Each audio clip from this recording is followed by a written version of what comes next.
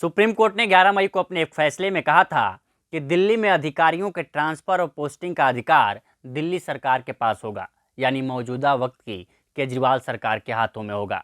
लेकिन अब केंद्र सरकार अध्यादेश लेकर आई है, जिसके मुताबिक राज्य की केजरीवाल सरकार अधिकारियों के ट्रांसफर पोस्टिंग नहीं कर सकती है। ये अधिकार दिल्ली एलजी के पास होंगे। ऐसे में अब आपके मन में सवाल होगा कि आखिर ये अध्यादेश क्या होता है, कितना प्रभावी होता है, अध्यादेश की समय सीमा क्या होती है, क्या सुप्रीम कोर्ट इसे रद्द नहीं कर सकता? अब आइए एक एक कर इन सवालों का जवाब जानते हैं। पहला सवाल कि अध्यादेश होता क्या है।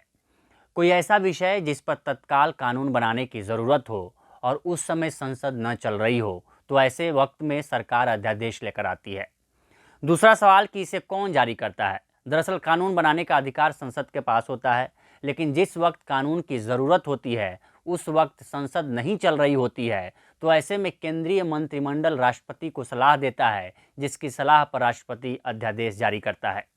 संविधान के अनुच्छेद 123 में राष्ट्रपति के अध्यादेश जारी करने की शक्तियों को बताया गया है। राष्ट्रपति कभी भी अध्यादेश को वापस ले सकता है। इसमें महत्वपूर्ण बात यह है कि अध्यादेश के जरिए नागरिकों से उनके मूल अधिकार नहीं छीने जा सकते हैं। तीसरा सवाल यह है कि अध्यादेश कितने दिनों तक प्रभावी रहता है।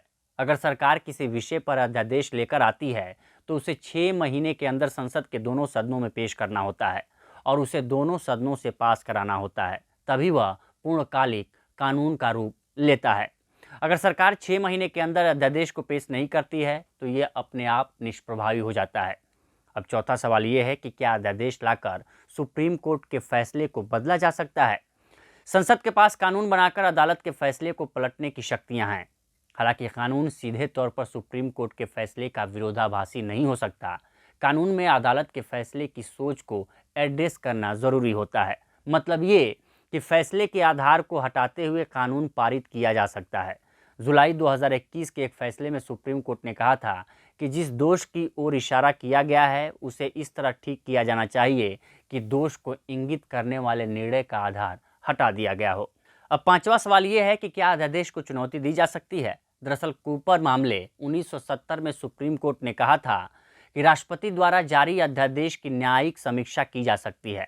हालांकि 38वें संविधान संशोधन अधिनियम 1975 के अनुसार यह प्रावधान किया गया कि राष्ट्रपति की संतुष्टि अंतिम और मान्य होगी, साथ ही न्यायिक समीक्षा से परे होगी। लेकिन 44वें संविधान संशोधन द्वारा इस उपबंध को समाप्त कर दिया गया। ऐसे में राष्ट्रपति की संतुष्टि को असद्भाव के आधार पर न्यायिक चुनौती दी जा सकती है।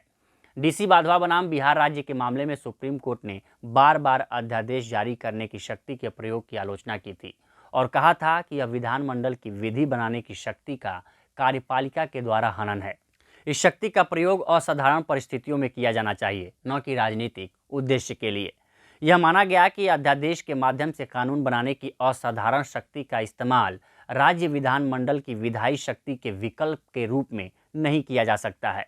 कृष्ण कुमार सिंह बनाम बिहार राज्य 2017 मामले में भी सुप्रीम कोर्ट ने कहा कि राष्ट्रपति द्वारा जारी अध्यादेश न्यायिक समीक्षा के अधीन है।